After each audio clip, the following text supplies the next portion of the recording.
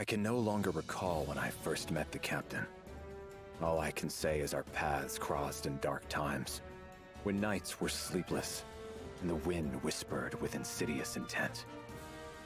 Fiendrock, my homeland, was crumbling from within, consumed by the weakness of her own people. I ventured abroad to seek help from our neighbors, but this rendered me blind to schemes hatched in the heart of our court. When I returned, the adders sprung, and I found myself falsely convicted of regicide. Disgraced, I fled the kingdom and wandered for a while in the pathless wild. Perhaps I would still be there, slowly fading into the shadow, had the crew of the Grand Cipher not come for me.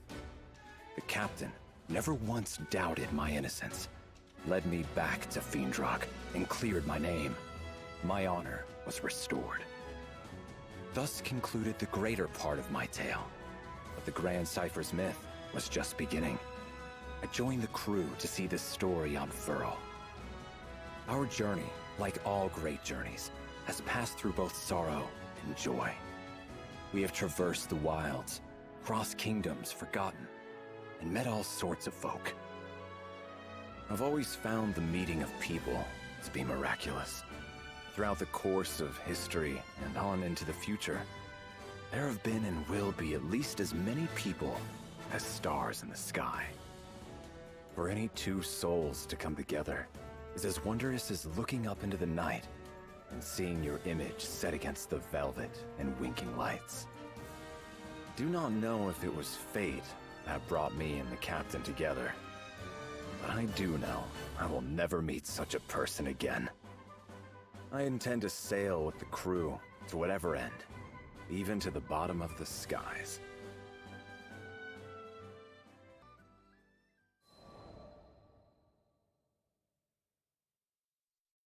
In my youth, I was vain and headstrong. I shunned the company of others, hurting all who came near me. If I had continued on that path, it's likely I would have died alone, with no one to mourn my loss. But that was not to be. I was discovered by Yosef, the former king of Fiendrock, found quite literally by the side of the road. Though at that time, I slew monsters solely out of malice. His Majesty looked at my blade and saw what took life could also save it. He knighted me, and under his guidance, I learned about honor and friendship. I found meaning in existence. But in our world, love is inextricable from grief. New friends and brothers were lost. People that I trusted turned upon me. Loyalty had imbued me with pride. But now, it taught me desperation. Once, this desperation drove me to drink the blood of a dragon. This isn't to say that I regret becoming a knight. Lancelot, Vane, Percival, the friendship of those three alone is worth any price.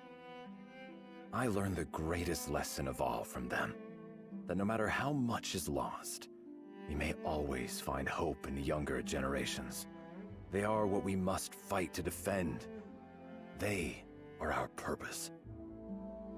To think all this was set into motion by a single meeting on the side of the road. As I grow older, it becomes clearer how much I owe to King Yosef.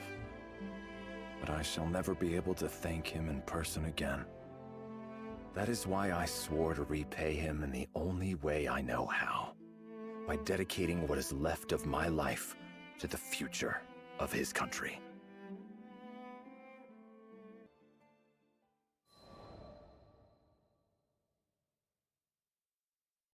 I know King Yosef would not want me to grieve overly much for him, but he turned me from a vagabond into the captain of the Black Dragon Knights. Under his rule, the base were ennobled, tall towers were raised, and withered fields burst forth into color. He might have done much more, had traitorous hands not cut his life short. The royal consul Isabella, covetous of his power, killed the king and smeared the guilt of it on me. Unable to prove my innocence, I was forced to flee the capital. For weeks, I was hunted by soldiers I had trained by my own hand, Lancelot foremost among them. My name was now reviled, scrubbed like a stain from the halls of honor. But this caused me little pain, for I never hungered after fame or titles. I served the crown because I loved my country, the same reason for which King Yosef wore it. Even as his body was broken and he lay on the threshold of death, he called only for the mending of Fiendrock. I would not let our home waste away under the shadow of Isabella's ambition. I returned to the marches, where I dwelled in secret, gathering information. I worked alone, and even Lancelot was kept from my counsels. I did not tell him of my innocence, nor why I sought to cut out the now festering heart of our court. My silence was not due to a lack of trust. It would have been impossible for me to reach Lancelot unseen. Any attempt at communication would likely have ended with my arrest. But even had there been a clear path to Lancelot, I would have kept to myself. Lancelot was and is still young, and young minds are easily molded. If I was to leave the protection of the kingdom to him, I needed to be sure that he was more than just clay, that he had an uncorruptible, ironclad core. I needed to be sure he was not the type to blindly follow orders or emotions. He wavered, as we all do, but fortunately, he was not alone. He had the support of his childhood friend, Vane, and of the Grand Cypher's captain. They were his light and anchor, and with their help, Lancelot navigated the swirling tides of intrigue and arrived at the shores of truth. We were thus reunited, and together delivered Fiendrock from Isabella's clutches. I had fulfilled King Yosef's last wish, and Lancelot had come into his own. It was time for me to step down and place the country in the hands of the young. And so it was that I put the rolling hills and bright walls of my home behind me and embarked on a journey of discovery across the skies.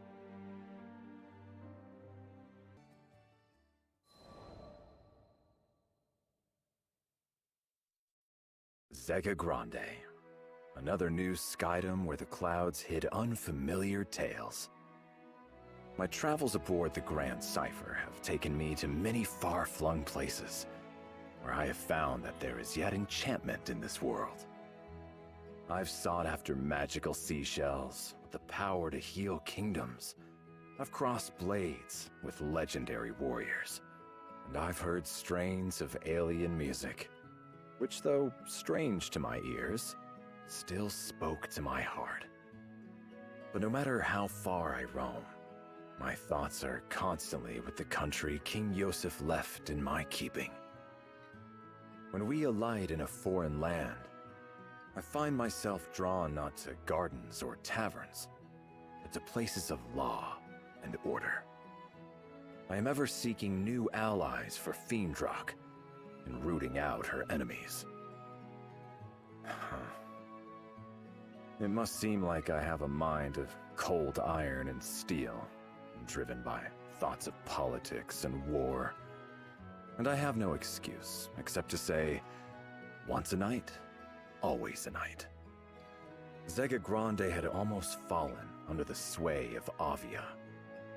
Now, as its people rebuilt, I desired to learn whether their fortresses were stronger, and whether any dark shadows still haunted their streets.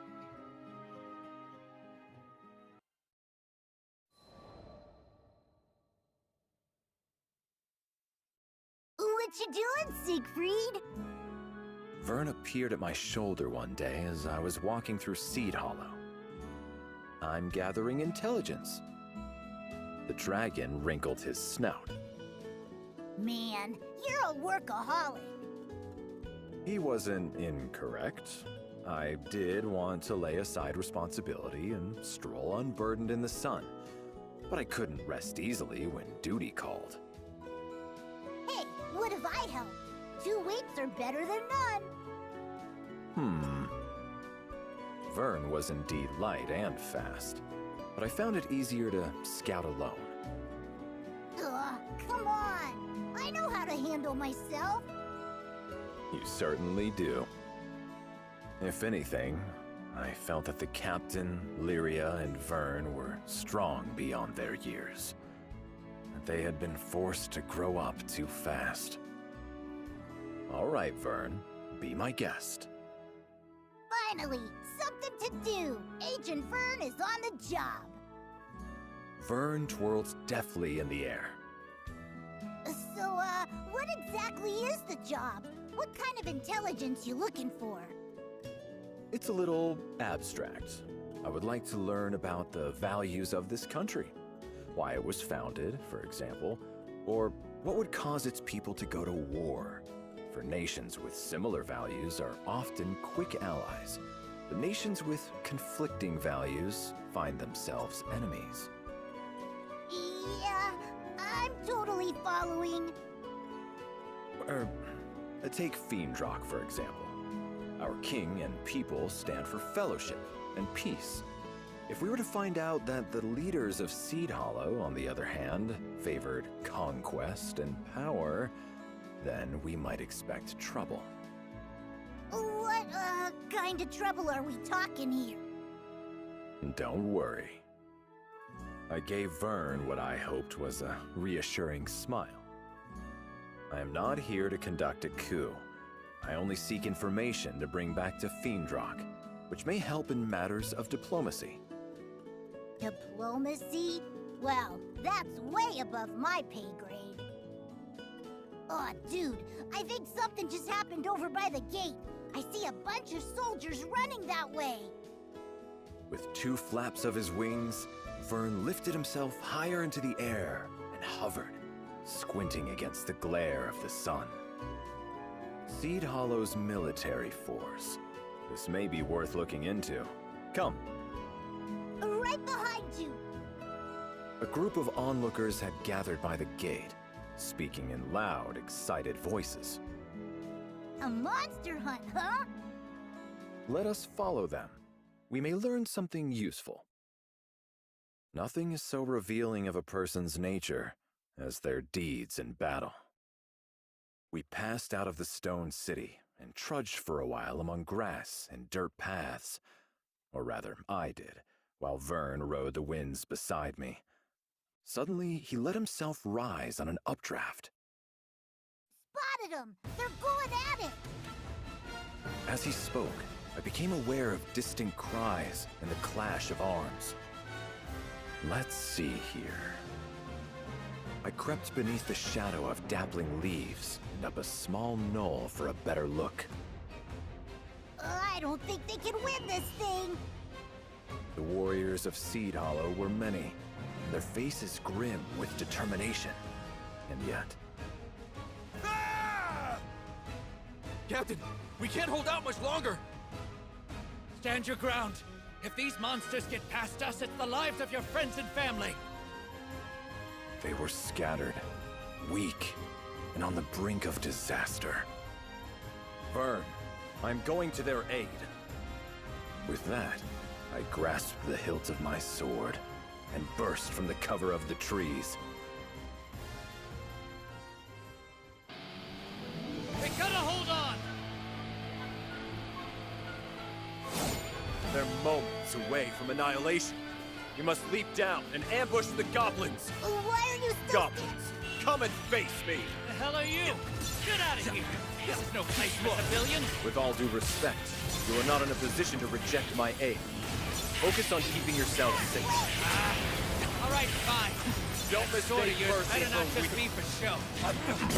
How is he mowing down all these The next wave is coming. Quickly, get to safety. Bad news. Goblin soldier marching this way. There's no way he can handle that alone. Who's still got juice in them? Back into the fray! No, stay put. Will not be able to win with you as a burden.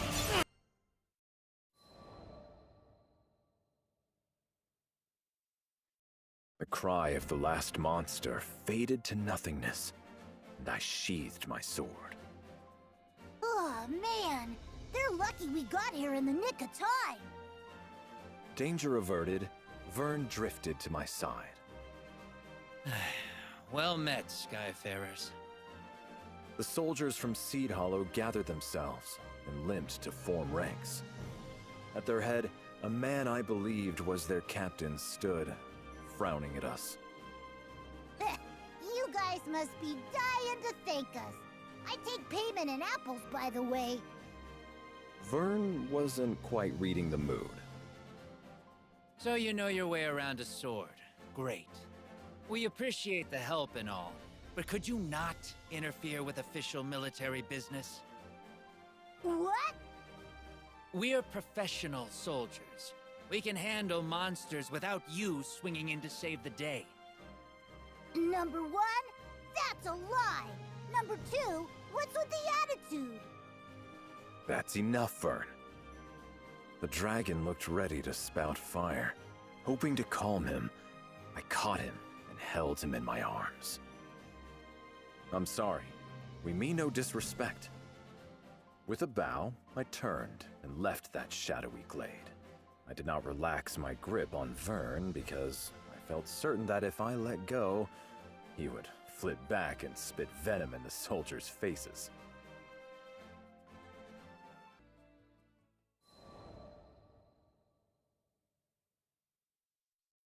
What was wrong with them? They would have been toast without you. Vern flew beside me, seething. We are strangers to this land. Those soldiers have a reputation to uphold. Yeah, but doesn't it get you riled up when people are so rude? I laughed. If rudeness were the worst foe we ever faced, we'd be lucky warriors indeed. In truth, I empathize with them. It is the duty of a soldier to fight. Incompetence on the battlefield is a matter of great shame. My unwanted assistance was salt in the wound. I guess I could see that, but still. Listen, no one was badly hurt. That is all that matters. I had trained many knights in my day. They had gone through their growing pains, and tasting defeat and humiliation. Yes, failure is bitter, but it is nourishment. And thus the knights learned and grew, each and every one of them, into powerful warriors. When it came to the finer points of warfare, the forces of Seed Hollow were clumsy at best. But their sense of duty was unparalleled. Upon hearing rumors of danger, they had acted swiftly, marching without fear to the monster's den. And though they had been forced to the very cusp of annihilation, not a soldier had wavered or fled. Now, they too had drunk deeply of the medicine of defeat. I believe it would course through them like fire and bring them newfound strength. The forces of Seed Hollow were capable of much, much more.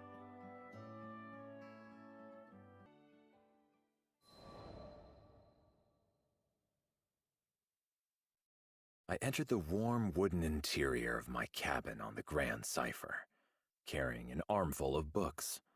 I laid them on the desk, drew out a chair, and took a short trip through Seed Hollow's history. Unbroken peace. For 500 years after the ending of the war, violence had not troubled the skies of Zega Grande. There were your usual skirmishes, of course, power-hungry rebels, etc., but nothing so big it had not been quickly sorted out and buried in the sands of time. However, 15 years ago, tragedy on Dolly Island acted as a catalyst to the rise of Avia. Hitherto peaceful primals went on rampage, and hordes of monsters were drawn to the carnage. So that's why. I thought back to the disordered ranks of the forces of Seed Hollow. Peace had dulled their senses. They had forgotten how to handle swords and spears, forgotten how to manage monsters, each one vastly different in shape and movement. They need guidance. The people of Seed Hollow seem to be gardeners, fond of orchards and good rich earth. They had no love of war, nor possessed the means for a great campaign. Unless a revolution were to completely reshape this country, I did not believe it would ever pose a threat to Fiendrock.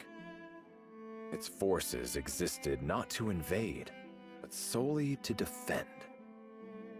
But now, they had not even the power to do that. Seed Hollow soldiers were steadfast and honorable. I had seen that. But they no longer knew how to protect their land. I had come to admire the delicate flowers and many bowed trees that flourished in this clime, and did not wish to see them trampled under a monster's claw or an invader's boot. I could offer Seed Hollow's forces counsel, but I would have to tread carefully. After all, I was a foreigner, and a former captain of knights. One misstep, and I could forever sour the relations between Seed Hollow and Fiendrock. I will have to be discreet. I threw on my traveling cloak and arranged my pouch. Hearing no footfalls outside my room, I slipped through the door and padded softly down the corridor. Oh, hey, Siegfried. You heading out? Vern spotted me on the deck of the Grand Cipher. So much for stealing off unnoticed. I'm going for a walk. On your tiptoes? No way, man. I bet you're going on another one of your secret missions. Though small, Vern had inherited the legendary wisdom of the dragons. Guilty as charged. But the fewer people who know about it, the better. Can you keep this from the others? Come on, Siegfried. We all know you only act for truth and honor and justice and all that. If you're gonna disappear, you should at least tell your captain. My butt'll understand. I could find no objection. It seemed that all the adventures Vern had been on, all the grand and wondrous things he'd seen, had sharpened his insight. Yes, of course. You're right. I followed Vern to the captain's cabin. I've come to ask for permission to leave on a private mission. But I must warn you, if things go wrong, it could spell trouble for the crew. My throat was tight, light nerves, I supposed, and a touch of guilt. The captain did no more than smile and wish me a safe journey. What'd you expect? We trust you. Fortune truly had graced me with the best of companions.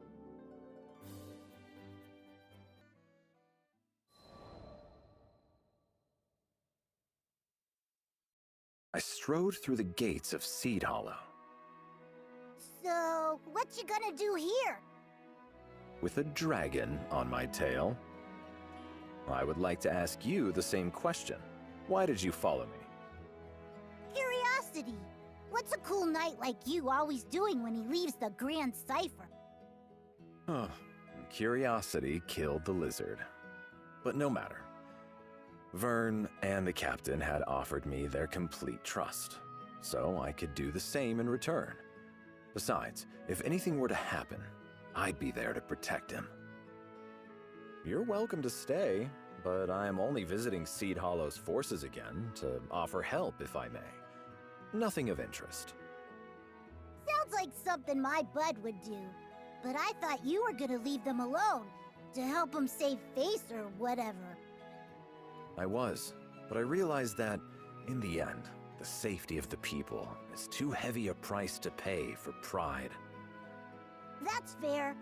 No offense though, Siegfried. Your way with words is a little, special. So I'll just come along and do the talking. 20 minutes later, Vern and I were in the heart of Seed Hollow, watching its soldiers scurry about like mice. 500 years of peace has truly taken its toll. Seed Hollow's forces had become only an army in name. In truth, the military affairs of the country were run by Zothba, a civilian and information broker. Everyone took orders from him. Dispatch from Zothba.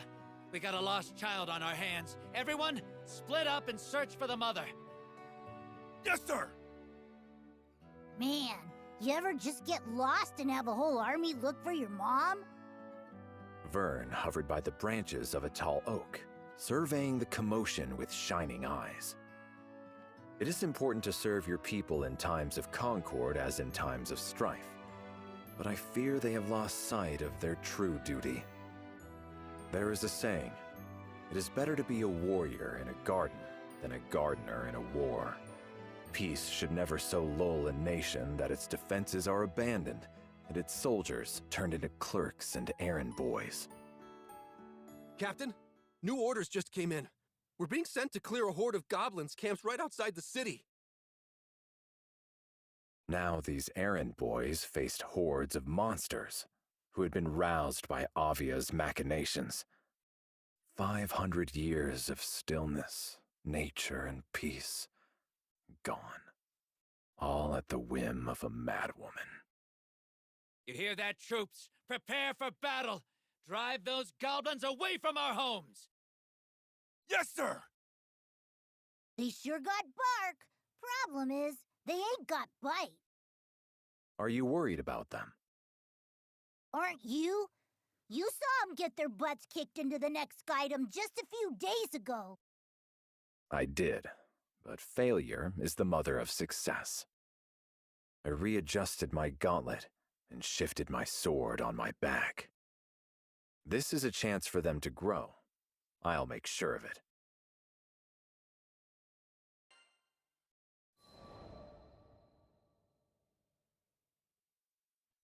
Vern and I left Seed Hollow and turned off the road, beating a straight path to the goblins' encampment through trees and underbrush. We arrived before the soldiers. In front of us, half hidden in the darkness of a cave, slinked the forms of dozens of goblins. Alone, goblins are not much of a threat, but when they're allowed to form hordes, Oh, I know all about those smart little suckers. They can plot stuff and coordinate and everything. I smiled. Vern was as much of a veteran as I was. So earlier, you sounded like you were gonna help these soldiers out.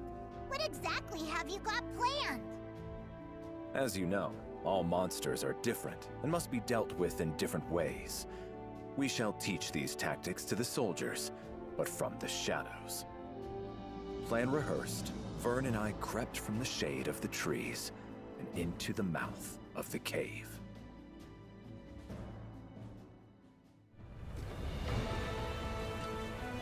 Come. We must be on. We've got to break their formations. First, let's go for a frontal assault on the sentries. The army from Seed Hollow will be here any minute now! Hurry! We made it! Looks like the soldiers are still prepping for the fight. Perfect. That gives us just enough time to thin down their main ranks. Nice work! I think the soldiers can pick off what's left. I think there are a few more goblins hidden, but likely not enough to reverse the tide. We had still better conduct a search, just to be safe. Let's go in deeper. Look! It's a goblin soldier! And what are those? Its little sidekicks? I don't think Seed Hollow's forces will be able to handle this. We should at least bring down the goblin soldier. So leave all the small fry alone? Got it. Don't want to rob Seed Hollow's finest of a job. Well, I think we're done here. The army from Seed Hollow should be capable of handling the rest. All right, let's head deeper in. We're through! Stay together and stay focused. Aw, snap! Seems like they caught up. Let's hide!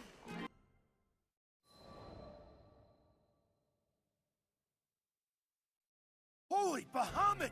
We did it! The day is ours! Good work, troops! Vern and I crouched behind a craggy boulder and watched as the soldiers strode about the battlefield. Not a goblin was left. The voices of the triumphant rose up and resonated about the high, cool walls of the cavern.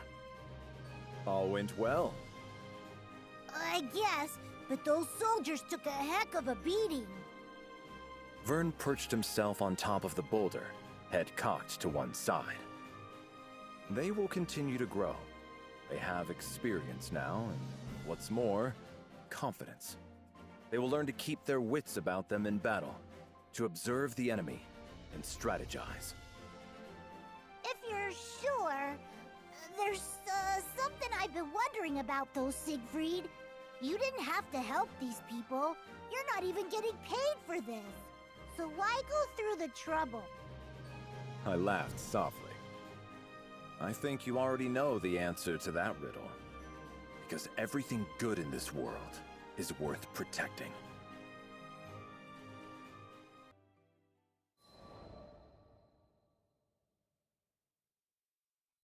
Three days after the victory in the caves, Vern rushed into my cabin.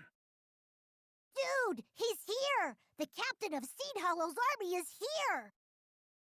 Here, on the Grand Cipher. My eyebrows drew themselves together. I was quite certain we hadn't been seen. Do you think he figured us out?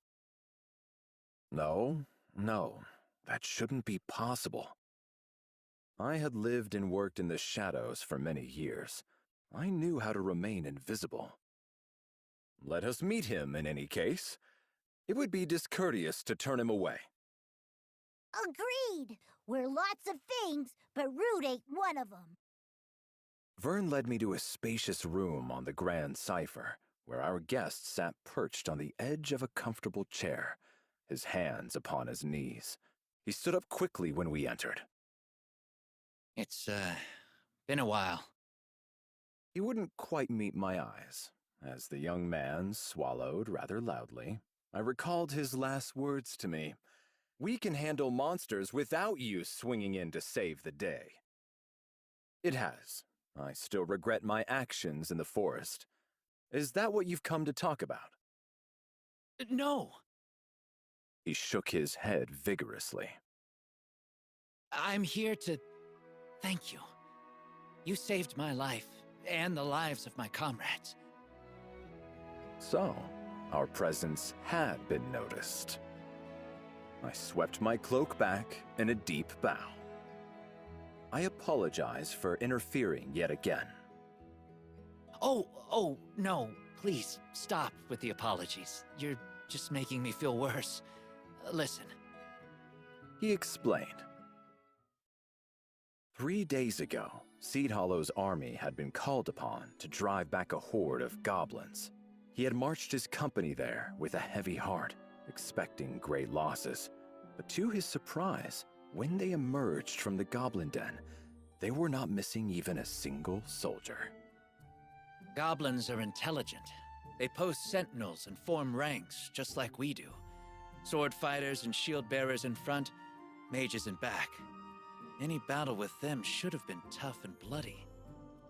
Yet these goblins had no set sentries, and their forces were meager and scattered. Even the large beasts the goblins kept in reserve had been terribly weakened by the time Seed Hollow's forces reached it. But what could have worn it out like that? A night of partying too hard? No. Someone had to have helped us, and luckily, I had an inkling who. Now he raised his round, earnest face and looked straight at me. There was this knight who'd saved my troops before. He wore jet-black armor and carried a crimson sword. Yeah, no way you'd forget that getup after seeing it once. Vern peered down at my armor. It was matte black, so I could slip by in the night unseen. But I suppose outlined against the light of the sun, it cut quite a distinctive figure. The rest really wasn't that difficult. Went with that description to a merchant who deals with a lot of foreign traffic. and learned about a former knight captain. I see. Years away from the battlefield had dulled the army's swords. This I already knew. But now I realize it had allowed them to build rapport with their people, winning them trusted eyes and ears throughout their country. If anyone should be apologizing, it's me. Before I could stop him, he went down on one knee. That day in the forest, I was frustrated and ashamed by the weakness of my troops. So I took it out on you. I'm sorry. You saved my soldiers not only once, but twice. And the second time around, you even made sure we learned from the experience. I really don't know how to make it up to you. Vern and I looked at each other, surprised by the sincerity in his voice. Your kind words are more than enough, and your forgiveness. The young man opened his mouth, but I shook my head. Whatever the circumstances, I still trampled your pride underfoot. What's pride when compared to life? To speak the truth, I thought Seed Hollow's forces poorly trained and disorganized, from an outsider's perspective at least. By placing a hand beneath the man's elbow, I silently bid him rise. But I see now that you have strength and wisdom that was hidden to me. With you in command, I have no doubt your company will go on to accomplish great things. That means a lot, coming from you. He smiled, the tension melting from his frame. But the fact remains that I let my soldiers get out of practice. You've helped me realize a lot these past few days, and I promise we'll train harder than ever, make up for lost time, and become the defenders this country deserves. Good. Never stop believing in yourselves.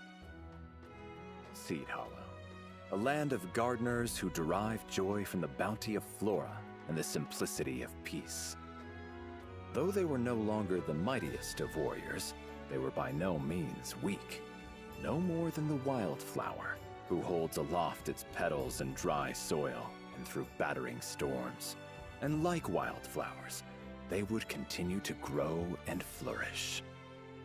Though Seed Hollow is a small country now, perhaps in time, it will rise to become a mighty nation. When that day comes, it surely will make a valuable ally for Fiendrock.